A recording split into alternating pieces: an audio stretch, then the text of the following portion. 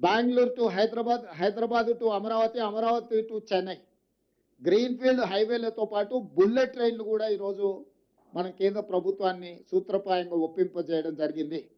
దీంతోని దూరము తగ్గుతుంది. Dedicated greenfield highway, express హైవేలు వేయడం ద్వారా, బుల్లెట్ ట్రైన్ ద్వారా రవాణా సులభతరం చేస్తున్నాం. భారతదేశంలో సముద్రపు ఒడ్డు లేని రాష్ట్రం తెలంగాణ రాష్ట్రం.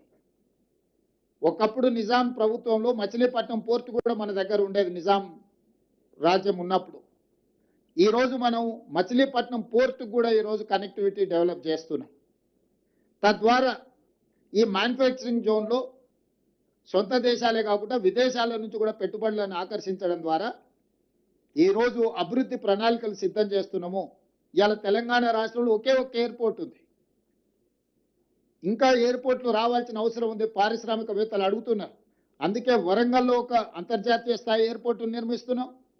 ఆదిలాబాద్లో ఎయిర్పోర్ట్ నిర్మించాలనుకుంటున్నాం. భద్రాద్రి కొత్తగూడెంలో ఎయిర్పోర్ట్ నిర్మించాలనుకుంటున్నాం. రామగుండంలో ఇంకొక ఎయిర్పోర్ట్. అంటే రాబోయే రోజుల్లో తెలంగాణ రాష్ట్రానికి అదనంగా 4 కొత్తగా ఎయిర్పోర్టులు మనం తెస్తున్నాము.